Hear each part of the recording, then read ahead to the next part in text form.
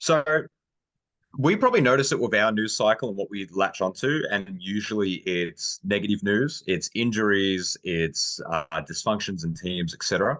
And this is probably a media-wide issue, but positivity, or I guess good news, really falls under the radar. And this isn't a rant about negative news cycle. This is actually centered around returns, right? So when a player goes down with an injury, we know about it, we watch the videos, we dissect it, we hear the reports, we have a very good idea that like this is bad and what does this mean for the team.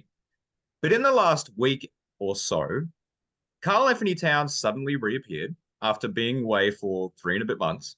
Ja Morant's controversial outing suspension just suddenly came to a close, and now he's back in the lineup. Kevin Durant is back, and the build up for these things, which in my head would be huge, right? Oh my God, Kevin Durant's going to make his home debut. They should be pumping that for a couple of days of the news cycle. But I feel like these reports, they come out, they're very subtle, they're not very clear. And maybe you're about to correct me, and my news source is more negatively skewed, but I really feel like I was blindsided by a lot of those returns or a lot of those things kind of occurring. But you let me know. It's an interesting topic here. I guess firstly, I think you're aware that negative news and drama, these all sell, tabloids and headlines, right? That's why all these trash magazines splash all the scandals all over the cover and don't really, have any feel-good news on the headlines, like, oh my God, this celebrity just donated all this money, or they blah blah blah did something good in the world, versus oh my God, they kissed somebody. So I guess in the basketball game, I have a feeling you may be watching the wrong channels. I'm not sure, because I think media from teams obviously pump up that news. I would imagine the Suns, obviously, when KD was made available for the game, would have done the PR rounds and the media rounds that, oh, KD is back. He'll be back. Yeah, he'll be back this game, and so on and so forth. Same like all these other key players, like the T Wolves with Cat, and so on and so forth. But I think as a greater picture, again, depends where you're looking.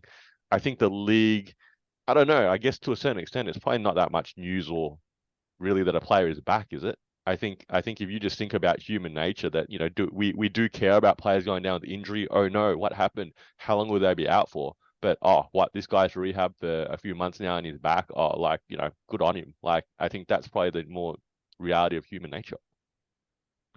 Yeah, look, it definitely aligns with negative news, probably gets more clicks than positive news. But as someone who watches team highlights of different teams, follows the Suns quite religiously, but then everyone else might get a look in if I've got a bit of time to spare. Um, Watching the Timberwolves when Cat returns, there's there's interest there. There's, oh, how's he going to look? How's the team going to look? There's storylines that could be followed here if they built it up a little bit more. We know when a player goes down, Kevin Durant went down at the start of March, and we said reevaluated in 3 to 4 weeks. At some point, they knew, okay, against the Timberwolves on Wednesday, he's going to come back. They might have known it a week ago. They might have known it 2 weeks ago, right? They clearly keep that information somewhat hush hush and then slowly or gradually I release I it. don't think so. 2 weeks ago, a week ago, how would you know that? I think a lot of these decisions are day to day. That's how they're listed, day to day. And I think you put your player on the floor, you test his ankle out, and you play make that decision within, I would even say, like 12 hours of that game, not even 24 hours. Well, then I guess I want more hype. Maybe that's my take out of this. It's like I just want to feel a bit more hyped up. I read an article about KD coming back, maybe just under 48 hours before the game actually happened. And I was more interested in wanting to check out that and see what that kind of looked like. Um, and I feel like from a gambling odds standpoint, like these kind of things are important to know. I think I think I understand what you're saying. We're the same even at a local level. Oh, you had a big day at work, you don't have time to play tonight, or you hurt your ankle last week and it hasn't come back to the way you want. You make those day-to-day decisions. But I think I think given the professionalism, given the access to medical intervention and knowledge, I think they do know a little bit more ahead of I, time, and they maybe I, keep it tactically. I don't know. I'm gonna have to say here, you're thinking that these guys are like robots or superhuman or something, and they're just athletes, they're human beings. I think if I was a team, you would work on a mindset. If I was like a medical part of the medical staff of the team, and you're trying to figure out how can you get your players back on the floor, I think you'd go, all right, the game's finished now. What's the next game? Okay. Next game's in 48 hours. Generally, it's every 2 to 3 days, yeah, unless it's a back-to-back. Okay, so then you go, all right, who's still out? All right, where are they at? And you sort of look at where they're progressing and things like that. And I guess that's where that first chatter would probably occur 48 hours out. All right, it would be great to get KD back to this game.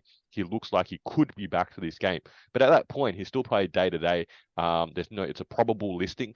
Okay. And then at some point, you're probably giving him that, run through that morning of that game day or something along those lines. And then you're making that final decision based upon his feedback, based upon how he feels and so on and so forth, and how he feels it pulls up after that session, for, I don't know, 30 minutes, 15 minutes, whatever it is. Okay. And how he recovers after that too. We're talking about $1 million athletes here that, you're not going to put them out there if they're going to have a bit of a, if they're going to pull up sore even after the 15-minute workout. I don't know. I feel like these are humans, not like products. You make a lot of good points. I think clearly it's obvious that I feel rattled by sudden information, and I felt the need to air this grievance. I think jump on Twitter, man. I think surely it's all on Twitter. Yeah, the clubs that players back. KD's back all over Twitter, man, and his photo and his face, right? Yeah, but the news cycle's just it's like 12 hours later, everything's different. So it's just hard to keep up sometimes. This is Two Guys with Spare Time. I'm Faz, this is Nick.